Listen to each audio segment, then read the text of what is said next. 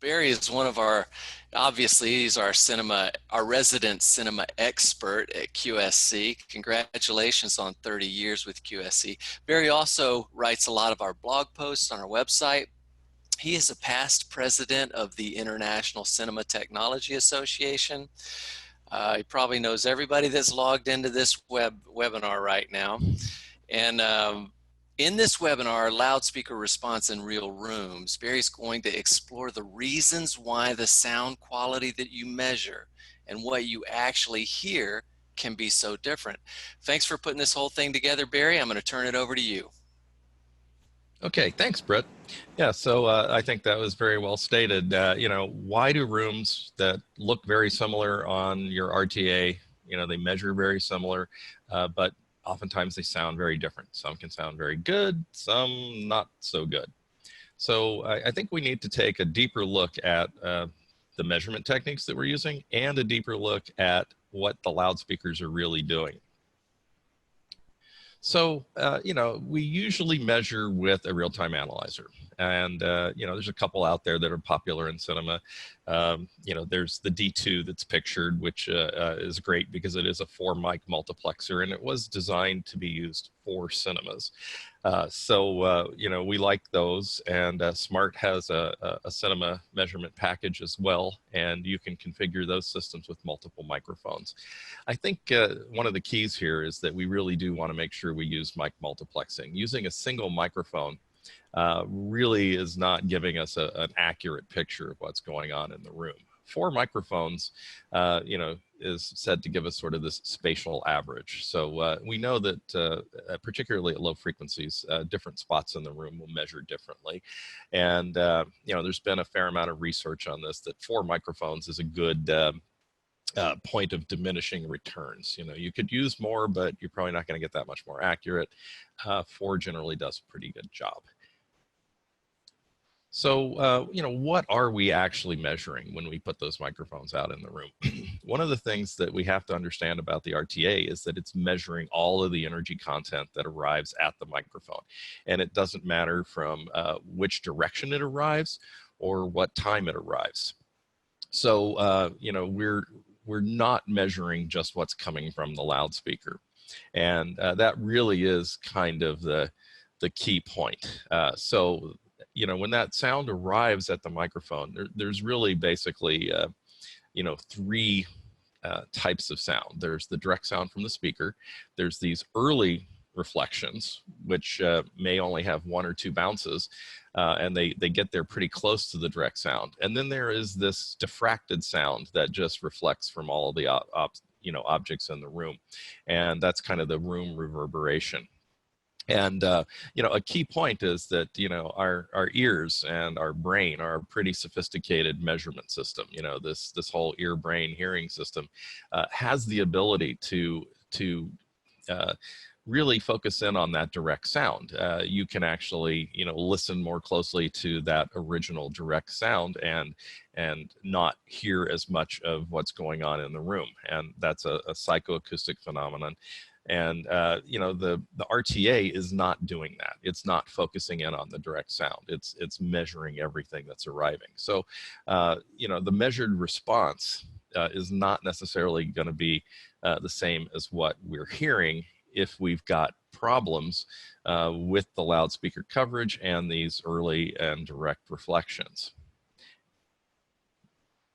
So, when you look at these reflections, one of the things that's very important, if a loudspeaker does not have good directivity, that means that that different frequencies have different coverage angles. If it's narrow at one frequency range and wide at another frequency range, and then narrow at yet another frequency range, what you're going to have happen is that those reflections are going to be different in spectral content from the direct sound of the loudspeaker. So even if the speaker was uniformly flat on axis, if its reflections vary and have a poor frequency response, when those combine with the direct sound, you're going to have an issue with what you're measuring not really correlating well with what you hear in the room.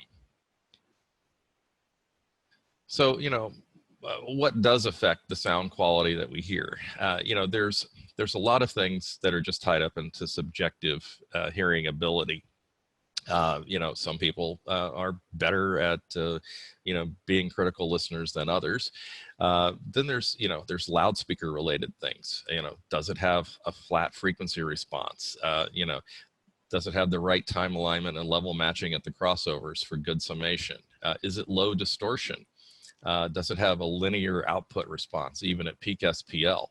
It's one of the things that gets overlooked a lot is that, for a speaker that's playing with a 1 watt signal and it gets, a 10 times bigger signal to 10 watts, it should get 10 dB louder. But if that same speaker is playing at 10 watts and gets a 100 watt peak, it should also be another 10 dB louder. And sometimes as you go up in power, things like power compression and limitations due to the transducer size and excursion limits prevent it from being linear in terms of input to output. There's also, of course, the thing that we're talking about in this presentation is the uniform directivity. Does that speaker accurately control its coverage angle over the biggest frequency range possible? This whole thing is a system. You can't look at just the loudspeaker or just the room. They're a system. They work together. You have to have adequate room absorption. You have to have good room proportions. You want to avoid things like squares. You have to have the speakers placed and aimed correctly. And, you want to minimize the diffraction and reflections from room surfaces. One of the key things that we look for is to make sure that sidewall acoustic treatment goes all the way down to the screen. Many times, I've seen rooms where the sidewall insulation did not extend all the way to the screen, and that hard wall right next to the left and right loudspeaker generates a very hard, strong first reflection, and that's very damaging to things like dialogue intelligibility, and it's going to make you do things in your equalization that you probably shouldn't be doing. So, let's talk more about this, loudspeaker. How do we really evaluate and look at a loudspeaker? We could take probably weeks to talk about loudspeakers, and we only have less than an hour here. But one of the things that people look at all the time is this on-axis frequency response. A nice flat on-axis response is necessary, but not sufficient for high-quality sound in a real room.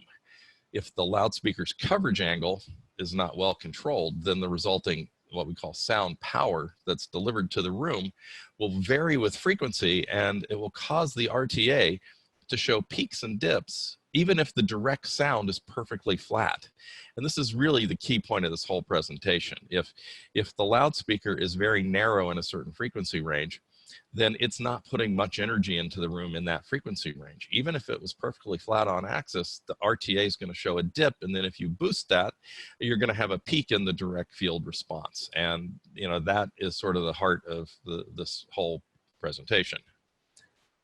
So, what is the ideal directivity of a practical loudspeaker?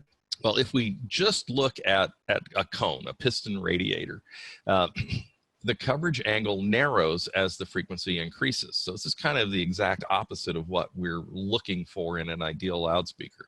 The shorter the wavelength at the higher frequencies, the more directional it becomes. If you want to maintain a constant directivity, then a horn or a waveguide has to be used. So if you look at this chart, these narrow coverages would be at high frequency, and then as you go out to the broader coverage, almost omnidirectional of this red curve, that would be the low frequencies. If you're looking for more detail on loudspeaker directivity, a lot of the information from this presentation comes from a white paper by Earl Geddes. He is a great source for people that want to know more about loudspeaker directivity. This particular paper is called Directivity in Loudspeaker Systems. And if you want to search for his website, it's Gedley Associates. And he's got a lot of great material there. So, when we talk about coverage angle and directivity and all that, historically, we've mostly looked at polar plots. This is where we, basically take a loudspeaker, put it on a turntable, spin it around, and measure the SPL at every angle. And again, in this chart, the lower frequencies, this black is 500 hertz, you see is very broad, has very broad coverage angle, doesn't fall off very much as you, this would be the front of the speaker at the top of the chart, whereas the higher frequencies are showing a lot more narrowing, 16 kilohertz, being much more narrow. So, this is intuitive for what we would expect from a loudspeaker, but it doesn't give us as much useful information as it possibly could. So let's look at coverage a different way.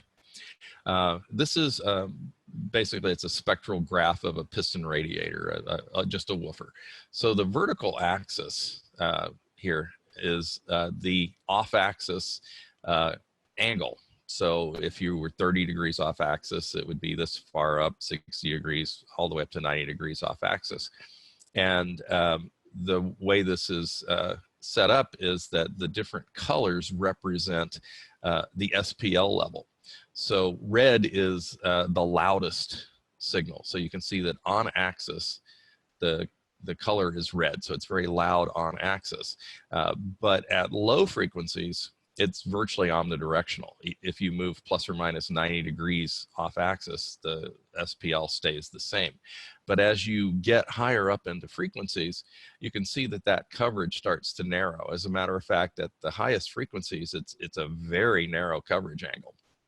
And this is exactly what happens with a woofer. It begins to beam at high frequencies. So the trick in designing a loudspeaker is to find that frequency where the woofer coverage angle matches the coverage angle of the horn, and then you have the best match at the crossover. And we're going to look into that into more details. So, what would be the theoretically perfect constant directivity? I mean, if you could bend or break all the laws of physics, you would want a loudspeaker that was very loud within its defined coverage angle at all frequencies. And then as soon as you stepped out of the coverage angle, it would be very low in sound level. This really is just not possible. No real loudspeaker can achieve this. It really comes down to the fact that the longer wavelengths at low frequencies make it impossible to have a waveguide or horn large enough to control the coverage angle all the way down to these very lowest frequencies. So, what can we achieve? This is a spectrograph of a theoretical but achievable loudspeaker. When we talk about coverage angle of a loudspeaker, we usually talk about the point at which the coverage has dropped by 6 dB from on axis. So in this chart, we can see that this blue line represents the point where we're now 6 dB down. So what we're shooting for here is trying to get these blue lines as parallel as possible for the widest possible frequency range. This is the area that's being covered by the high frequency waveguide. And we also want to see a smooth transition as we go from the waveguide into the woofer. And this is sort of the ideal that we're looking for. So, what does a bad loudspeaker look like? If you have a two-way speaker that has problems in the crossover, and it's got extreme narrowing, maybe the crossover frequency is too high and the woofer is beaming, and then the high frequency horn is too small, so it can't maintain coverage patterns, so it's very wide at the crossover. You get this narrowing to wide transition, which you can see in here. And no amount of EQ is going to make this loudspeaker sound good in a real room. The best you can hope for is to just get the on-axis response correct. And pretty much whatever you do to EQ, is going to result in you boosting these middle frequencies, because they're going to show a dip on the RTA, and then it's going to put a peak in the on-axis response. And it's not going to sound good to your ears, even if it looks good on the RTA. You can't really fix this loss of energy, being radiated into the room because of the bad crossover. So, that's all well and good, but what kind of numbers, what kind of charts, what kind of graphs, what do we look for to understand if a loudspeaker has these good characteristics, that it does have a well-matched woofer to a high-frequency horn at the crossover? We have to understand something called the directivity index. It's abbreviated DI. If we were to take a point source and put it into space, it radiates uniformly in all directions. And if we were to look at the sound level at a given distance from that point, and then compare that to adding a waveguide, let's add a waveguide to this. A waveguide could take that same amount of acoustic energy and radiate it over a very narrow and focused coverage angle, instead of radiating in uniformly all directions. If we take the same amount of acoustic energy and we go the same distance away, whatever increase in SPL in dB is caused by focusing that energy in a narrower direction is the directivity index. So it would not be unusual for a horn loudspeaker to have a directivity index somewhere between 8 and 10 dB, depending upon how narrow the coverage angles are. Most of the stuff we use in cinema is right in that range. This is really important, because if you can focus that energy and make it 10 dB louder from the same acoustic energy, that's great, because to do it just by purely a power increase, you'd have to increase power into the system by 10 times. So this is why, there's a lot of advantages to waveguides, not just that they make the system perform more accurately in terms of directivity index, but they also increase the efficiency of the system. And that's important when we're doing big rooms. So, the DI is really related to how narrow that horn is directing, that waveguide is directing the sound, compared to this point source radiating in all directions. So, some people also talk about things like constant directivity. They'll say it's a constant directivity horn. This is a horn that really exhibits a good DI versus frequency. It just means that, if we have a 90-degree coverage angle in the horizontal direction,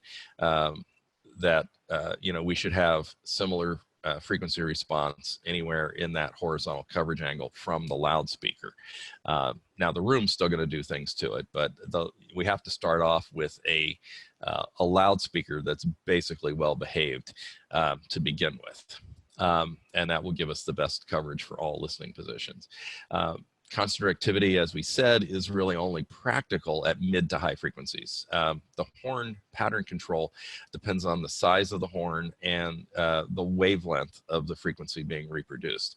A high frequency horn can't maintain pattern control once the wavelengths become long relative to the horn size. If you had a 12-inch mouth horn, it's good down to about 1.5 to 2 kilohertz.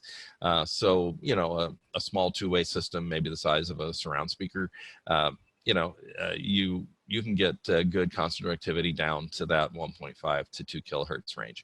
A larger 15-inch horn, if you had a really high-powered immersive surround with a big 15-inch horn, you could probably get that pattern control down to 1K.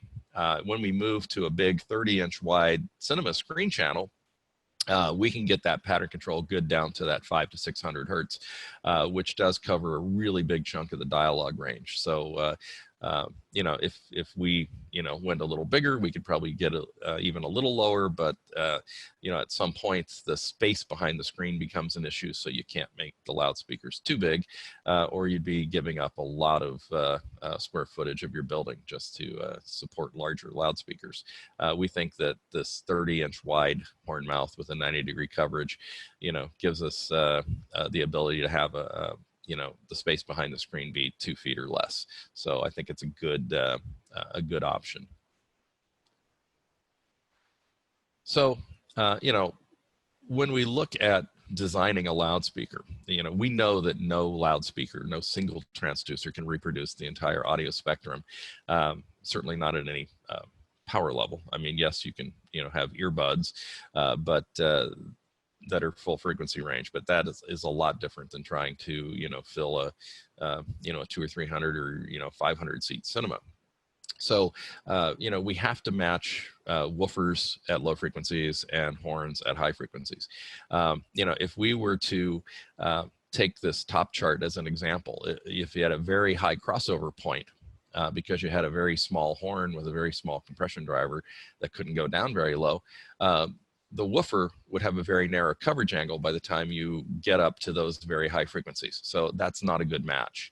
So if you see a design with a really big woofer and a really little high frequency horn and a really high crossover point, chances are this is not a properly designed loudspeaker in terms of, you know, a good directivity index.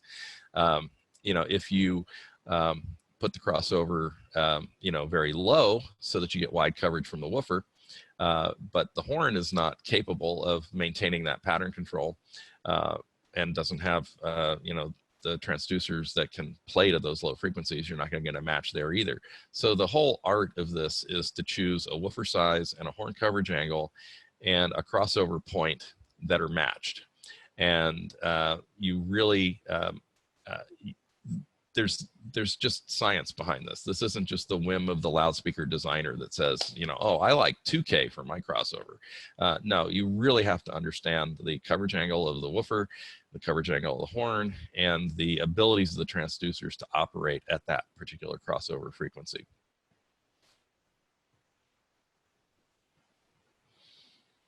So, you know, if you don't do this right, you could wind up with a loudspeaker that was flat on axis, and then when you measure in a real room, you'll get peaks and dips. You know, where the loudspeaker gets narrow, there'd be a dip. Where the loudspeaker is broad, there'd be a peak. And poor directivity index can't be corrected with equalization. So, you know, let's take a deeper look at how we actually measure loudspeakers at QSC and how we get this directivity index and, you know, all these coverage angles and things. We have a very large measurement array of microphones. So we have a microphone every 5 degrees on a big arch. And then there's a turntable underneath. We put the loudspeaker on that turntable and rotate it, and we can measure an entire hemisphere of radiation. For most cases, we measure every 5 degrees. If you measure every 5 degrees with the microphones, and then you turn the speaker and measure every 5 degrees, you're capturing over 1,000 points of data. So this is also a key reason why you know, we're going to promote that we don't do a lot of high resolution EQ in the field. You're simply not going to get the accuracy that we're getting with an array like this. So let's take another look at this. This is a picture of an actual loudspeaker on the system. It's on the turntable. It's pointed up. There's the large mic array. It's a very large room. And we use this to optimize the horn designs and the crossovers and to create the directivity data. And, you know, this type of measurement accuracy can't be duplicated in the field. We also use these to create the spatially averaged, what we call our intrinsic correction filters. These are FIR filters that are optimized for the loudspeaker. The speaker that's on the stand right there is actually our reference screen channel prototype. And it is an incredibly well-behaved speaker. Directivity index is excellent, and the FIR intrinsic correction filters give it a extremely flat frequency response, both on axis and off due to the well-controlled directivity index. And you just can't duplicate this level of accuracy in the field. So let's look at what a directivity index of a screen channel might look like. This happens to come from Dr. Floyd Toole. He is one of the most knowledgeable people in the field on relating objective and subjective loudspeaker measurements. And he's done a lot of research on this. This came from a AES convention in San Francisco in 2012, a paper he did, Home Theaters to Cinema Sound Reproduction in Small and Large Rooms. So basically he is showing that you have a uniform constant directivity, high frequency down to the 500 or 600 hertz range. And then the directivity index falls off gradually, eventually becoming omnidirectional at low frequencies. If you were to put this into a baffle wall, then half of the energy is going to be always directed into the room, and the other half will be blocked by the baffle wall. So the lowest directivity index that you could achieve would be a directivity of 3, because that means you're putting, all of the energy from the loudspeaker at low frequencies into the room rather than having half of it go behind the loudspeaker. This is another, this is one of many reasons why baffle walls are a really, really good idea. That extra 3 dB of energy too, you don't have to have amplifier power for that. So really improves the low frequency performance of the system. So, what we wind up with, a practical loudspeaker directivity index. You can see 200 hertz, 2 kilohertz, and 20 kilohertz here. Would be as flat as possible at high to middle frequencies, and then a nice transition to low frequencies, and then it transitions down to essentially 0 dB or omnidirectional at low frequencies. Directivity index of 10 dB would be about what you'd expect from a 90-degree conical horn. And, if it's well behaved, you'll see minimal peaks and dips, and you'll see a smooth transition, at the crossover frequency.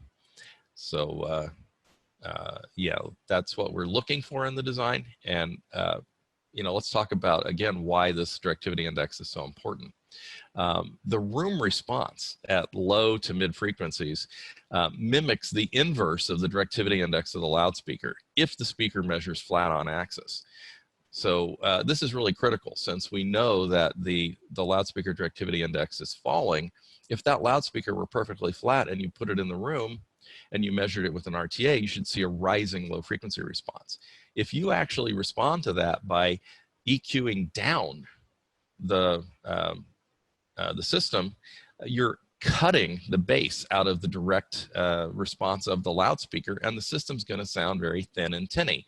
And I'm sure that a number of you have experienced just this. It looks perfect on the RTA. You've got this, perfectly flat low frequency, but it sounds kind of bright and harsh, and there's not really a lot of low bass. And that's because the loudspeaker response needs to rise in order to sound natural and to not have a roll off in the direct low frequency sound from the loudspeaker.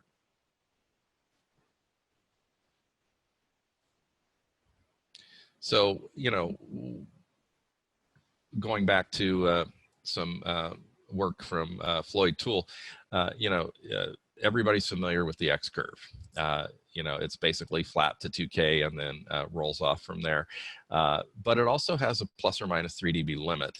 And we should be taking advantage of these limits when we EQ a system.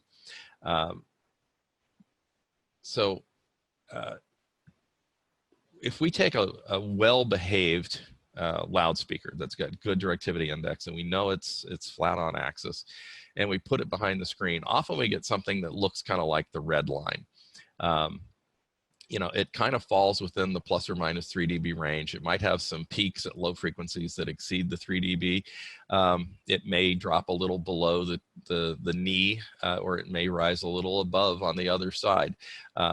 but it's really important to sort of, you know, if you know that you've got a good loudspeaker, to sort of let it do its thing up here. You know, sound doesn't want to go around, you know, sharp angles on the EQ. You know, you don't need to get this perfectly on the knee. And if you do a lot of cuts at low frequency to bring it down to the curve, it's going to sound very thin. And then the other thing that's interesting to look at, when we do our intrinsic correction on our cinema screen channel speakers, we actually set them to be flat on axis, because curiously enough, if you look at screen loss and atmospheric attenuation, and then compare that to the desired X-curve response, we find that they are actually pretty close. So starting off with a flat loudspeaker behind the screen will give you pretty much the X-curve in the real world. So, you know, how does this work? Well, we took a QSC SC323C with intrinsic correction, no additional EQ, just out of the box. Took the D2 measurements, and this is pretty much what we got. So, you know, it's a pretty good representation of the high frequency and mid frequencies. And, you know, there are some low frequency peaks and dips, which are generally, you know, more related to room modes. But you can see there's kind of a rising response at low frequencies. And, you know, this speaker is going to work pretty well right out of the box. It's going to sound pretty good. So we would definitely encourage that you don't over EQ, you know, if you're getting results like this. And again, the screen attenuation causes the high frequency response to pretty much match the X curve. So, you know, the directivity index is really critical for all but the highest frequencies. And that, because that low frequency rise, as we said, is expected as sort of the inverse of the directivity index. And again, it's going to sound very good without a whole lot of EQ, because what you do with the EQ is going to probably degrade the direct sound response from the loudspeaker. So the bottom line of this whole thing is that a speaker with poor directivity index, that's poor off-axis response, is going to sound bad after EQing compared to a well-behaved speaker. And flat on-axis response is not necessarily an indication of a well-behaved loudspeaker. And as we've you know, said, poor directivity index can't be corrected by EQ. That has to be fixed in the loudspeaker design. So you know, how do we design a two-way speaker? Well, we use a technique for most of our two-way loudspeakers that we call DMT, directivity match transition. It's the same basic philosophy, whether it's our K or K.2 or KW powered portable PA speakers, our ADS surface mount installation speakers, and our SR model surround speakers. We size the woofer and the crossover frequency to have on the surround speakers case, we're going for a 90-degree coverage because we're using a 90-degree horn. And then the horn is as big as the woofer, so it maintains pattern control down to that crossover frequency. And you know, those horns really do have to be large to have you know, a horn area that's about as big as the radiating surface of the woofer. If you have a very small horn, it's actually going to lose pattern control and will be much wider than the woofer typically at the crossover point. So if we look at, you know, you're probably familiar with seeing these coverage angle charts. So the coverage angle in degrees is on the left and the frequency is on the right. If we look at a conventional two-way speaker, the speaker, you know, they say, oh, it's got a 90 by 50 degree coverage angle, and people, you know, in their heads think, you know, it's 90 degrees by 50 degrees, you know, over the whole range of the loudspeaker. Well, what we find is that because it has a small horn, the vertical pattern control starts to be lost at 4 kilohertz, and by the time you get down, you know, to you know, 2 or 3K, it's actually just as wide as it is in the horizontal direction, which is the 90 degrees. You can see that the 90-degree coverage is maintained very well, but you still have a problem with this because the crossover frequency, which is up in here, is so high that the woofer has become quite narrow, and then you get a widening of the response, and then you dip back down in the vertical direction. So it's not really an ideal design. This happens to be the coverage angle of an ADS-10, which shares the horn design of our SR 1020 and 1030 woofers. And they are designed to have a 90-degree conical coverage pattern, basically the same coverage horizontally and vertically. And you can see that the green and blue lines align very closely, and they're very close to that 90-degree ideal all the way down to the crossover, and then the expected widening coverage as you go lower in frequency. The little dips here are probably related to you know, the baffle diffraction and things like that. But this is pretty much as close to ideal as you're going to get with a real-world loudspeaker without taking some kind of heroic efforts. So again, we're matching the coverage angle by using the right woofer size, the right crossover frequency, and the right horn coverage pattern. I can't stress this any harder, that there is only one correct choice for a given combination. If you look at a system that has small, cheap compression drivers, they're often unable to cross over at a low enough frequency for a proper directivity match, and that results in extreme beaming by the woofers, so they get very narrow before the crossover frequency, and therefore they have very poor directivity index. And you can make them look good on axis, but they're not going to sound good in real rooms. Basically, it's the you get what you pay for. So if you don't have a large horn and you don't have a large compression driver and you can't make the crossover frequency work for the system correctly, then you're going to have problems. So again, this is you know, what a QSC two-way looks like, the ADS-10. Let's take a deeper look at that. This is the SR5152. You can see that we've maintained pattern control down to about 1 kilohertz on this one because of the larger horn, and it is a 75-degree target coverage angle. So here, let's take the deep dive. This is the SR5152, very large horn, about the same size as the woofer, and it's a very large compression driver. It uses the same compression driver as a screen channel. So this is what the directivity index looks like. Pretty flat, nice crossover region, and then dropping off as you go to low frequencies. We can take a look at this in a spectrograph form, and this is what it looks like. And you can see that the colors represent level. So this is kind of the -6 dB range in the red line. Sort of the middle of that red line is the -6 dB coverage. So you can see it's very uniform, you know, at high frequencies, and then it blends smoothly with the woofer. This is a very well-behaved speaker, and one of the things that you get from this is that the off-axis response is very good. So we've shown the off-axis response at every 10 degrees. Green is 30 degrees off-axis, the green line. So let's highlight that. Even though we've moved 30 degrees off axis, the speaker still shows a really flat response. And let's take another example. This is our ADS-12. We've used these in a number of immersive surround applications. It is a 12-inch woofer, so and a 75-degree coverage, so the crossover has been moved up to 1.5K. And from 1.5K to 16K, it's very uniform and a very good transition.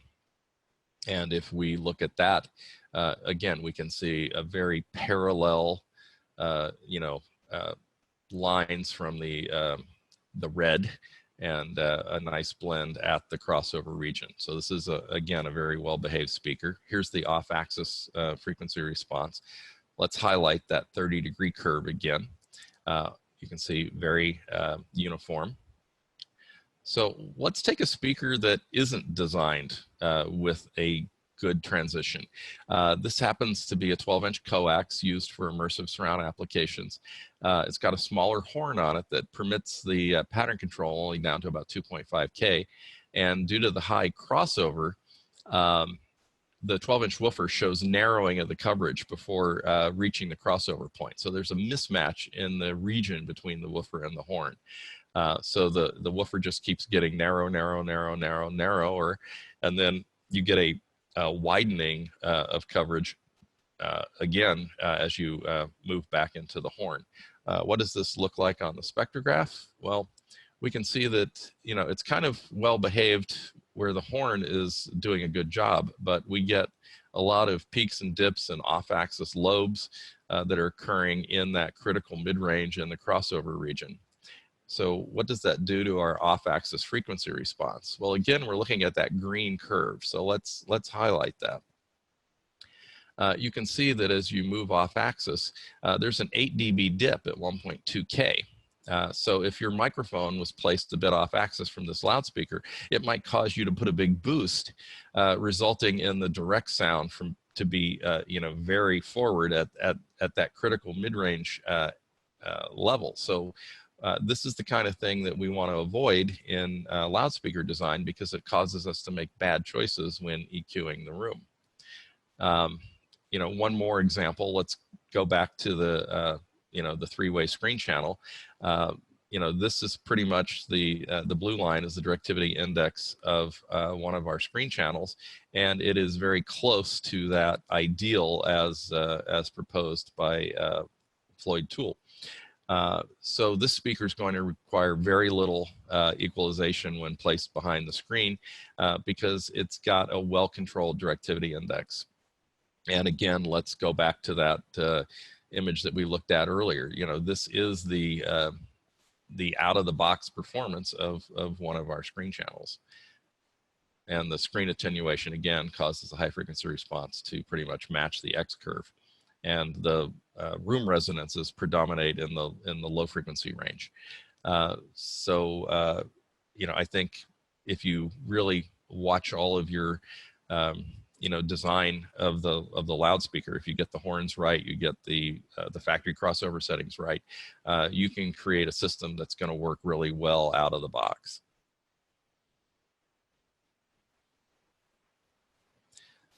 So again, you know, with poor directivity index, the measurement mics might be placed in areas where there's a big dip or a peak and give improper results for most of the listeners. The frequency response of the reflections will vary significantly from the direct sound and change the total sound power measured by the RTA. And again, excessive equalization will just make problems worse. So, you know, we'll summarize this and then we can get to some questions. Good on-axis frequency response is necessary, but not sufficient for good sound. Speakers with constant directivity at high frequencies and smooth transitions to the woofers will be easier to EQ and will sound better in real rooms. Some keys to spot good directivity or potential good directivity: a high frequency horn that's nearly as large as the woofer, and a large HF driver that permits crossover points to be low enough to prevent the woofer from beaming. And, you know, just remember that in situ equalization of a poorly designed speaker will not result in good sound, no matter how perfect it looks on the RTA, and your ears are going to know it. So we can open it up for questions. Barry, let me chime in here. You've just witnessed a AES or SMPTE quality paper presentation in a very record amount of time, and I know Barry covered a lot of content here. So I don't actually see a lot of questions here, but a couple of them I think we should take a shot at, if you don't mind, Barry.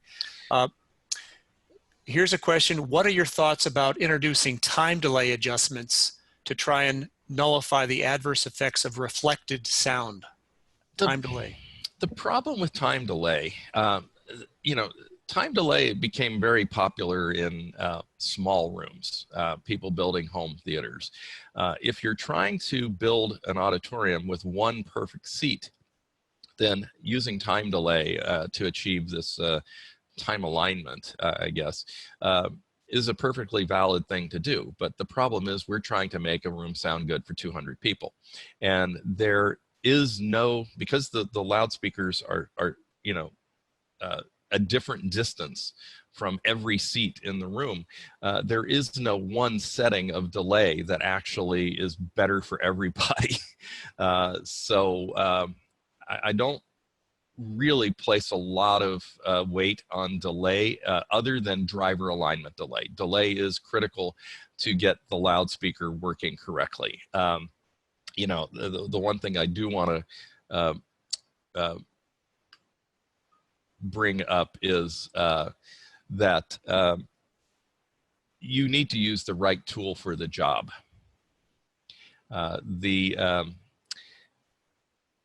When you're designing a loudspeaker crossover, for instance, you need to use delay to fix delay problems. You need to use gain to change the levels and make them matched at the crossover. You should use bulk filters like shelving filters to have high frequency horn equalization or screen equalization. And then you should limit the narrow band EQ to really just doing the things that you absolutely have to do with it. And it's best to apply a lot of the really narrow band stuff in the lab. Great. Here's another question that I think needs some explanation. It's regarding, I believe, the measurement techniques we use to measure our speakers in the lab with the multi-mic array.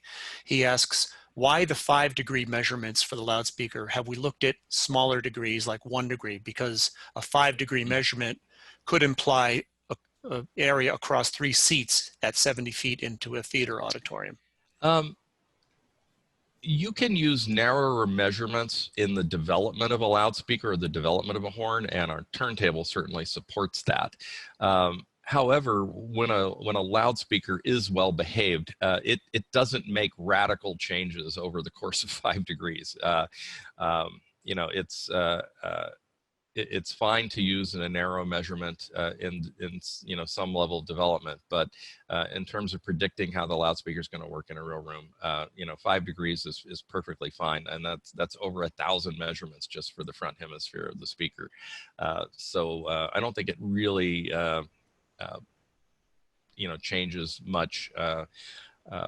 How the loudspeaker is going to perform in the room. Again, during development, we might measure a horn with finer resolution. We might work on a crossover with finer resolution. But in terms of models for acoustic modeling and things like that, once the loudspeaker is well behaved, I think it's okay.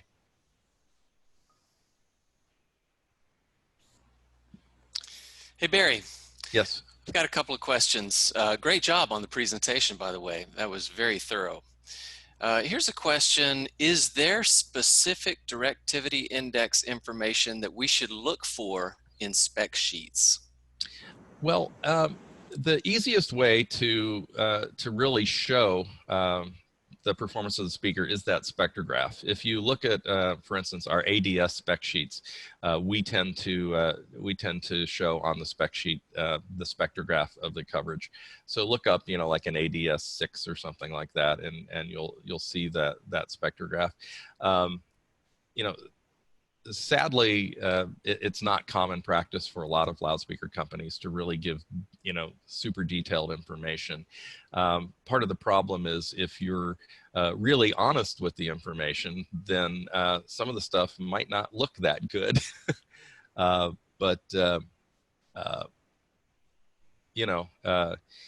You just I think have to trust that most high quality loudspeaker manufacturers are doing the job.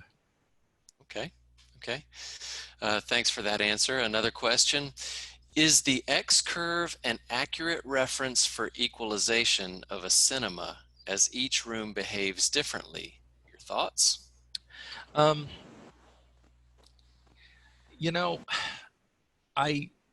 sort of feel like the X-curve is more of the result of doing things correctly as opposed to the specific target. I know it's been around for a long time. I know there's a lot of mythology around the X curve, some true, some maybe not as true. But at the end of the day, if you take a well-behaved loudspeaker, and I mean, it has good directivity index, it has flat on-axis response, and you put it behind the screen, then you actually do get you get pretty much the approximation of the X curve. Where I think I would disagree with a lot of the practice is I don't think you should obsess over the target line. There's a reason there's a plus minus 3 dB window for the X curve, and if the loudspeaker is well designed, then you don't have to be right on that X curve. Trust that the loudspeaker is doing its job. Okay, good. Mark, I think you've got a question. Yeah, here's a question I like. Should we be installing baffle walls for our subwoofers as well as our stage screen channel speakers? Well, first off, I'm a big fan of baffle walls. I love floor to ceiling, wall to wall baffle wall, and put the subwoofers in that along with the screen channels. The challenge we have on subwoofers is the frequency range that they operate in. The wavelengths are extraordinarily long. So there's really not a practical, baffleette for a subwoofer. By the time you get it big enough, you've kind of built a baffle wall. Now, if you have the money and you have, the opportunity, building a full baffle wall and putting the subwoofers in it is a great way to go. Great, great. Another question. Does the directivity pattern of the horns affect crossover frequency? Says kindly advise for effective delay adjustment for four-way stage channels. Well, the delay adjustment is really a separate discussion. QSC, if you use our DSP with our four-way screen channels, we've taken care of the delay adjustments for you. So you don't really need to worry too much about that. But the directivity pattern of the horn does affect the crossover frequency because, if you have a 90-degree horn, you want the woofer to be 90 degrees at the crossover. And there's only one crossover frequency that works for a given woofer size to make it 90 degrees. But the horn itself, is going to have, a properly designed horn is going to be uniform all the way down to a certain frequency limited by its horn mouth size. And then it's going to start getting wider. And that's just the physics of the wavelengths of sound getting too long for them to be controlled by the size of that horn or waveguide. Right. Mark? I think that's it. We can wrap it up if you want, Britt. Let's do one more question here, if you don't mind. Okay. If I equalize a system using just one microphone location, will the response be corrected for the whole room? A single mic EQ is really not going to give you the best results. The room modes cause a significant variation, particularly at low frequencies, from seat to seat. All research that we've seen, I know that THX did a number of research efforts on how many microphones do you need, and Linda Gedimer published a paper, and both of them keyed in on 4 microphones as the point of diminishing returns. If you had less than that, you weren't getting good results. If you had more than that, it didn't really improve the measurements a whole lot. I would say that if you're going to use a single microphone, move it around to a few different positions and see what the response looks like from a number of different points in the room. You don't want to have some location that's really anomalous and make an EQ to that. And that even applies to the 4 microphone EQ. If you've got one microphone that's way out of whack with all the others, then maybe you should move that microphone. It's really important, with EQing, number one, I think if the system is properly designed, the loudspeaker system and the EQ, and the DSP, you're not going to have a whole lot of work to do in the field. But the other thing that I would say is that modern high performance loudspeakers have pretty tight production tolerances, so you shouldn't be seeing big differences between channels either. So I'm always suspicious if I see a dramatically different EQ curve for the left, the center, and the right speaker. As a matter of fact, I would say spend your time getting the center channel correct, copy it over to the left, and if it needs more than just a little bit of low frequency adjustment, I would be looking for, are there other potential problems with the system? Because we find that in a well-designed room that you can pretty much copy center over to left, take a look at the low frequencies, see if you need to touch anything there, and then you can copy that over to the right speaker, and you're pretty much done. And the beauty there is that if you have a very similar EQ curve on left, center, and right, the direct field will be well matched. So when sounds pan across the screen, they're going to be much more natural as they pan between the channels. That's good. And you mentioned how much time you spend on EQing, and we've got a quick question here I bet you can answer quickly before we sign off. How much time should be spent aiming horns? It really shouldn't take too much time once you've done it a few times. There is a new blog post on that is up that I just wrote on aiming horns. It is very critical to get the speaker in the right place and aim it in the right direction. I used to always jokingly say point the loud end at the audience, but we actually got a little more detailed in the blog post. Once you get and especially if you're building, multiplexes that have kind of cookie cutter rooms, again, spend the time on the first room, of identical rooms, and then, because the QSC speakers have, the scales, that tell you how many degrees that you have for the tilt and the pan adjustments, then you can pretty much just go in and duplicate those settings in the identical rooms. As long as the speaker's in the same place and the room's the same dimensions, if you've got the first room right, if all the other rooms are the same, it's pretty quick. That makes sense. Good. Thanks a lot, Barry. That was a great presentation. Thank you so much, Mark, for helping out with the Q&A. I want to thank you guys for attending this webinar. We hope this information was relevant and helpful to you. Hope you'll be on the lookout for our next webinar.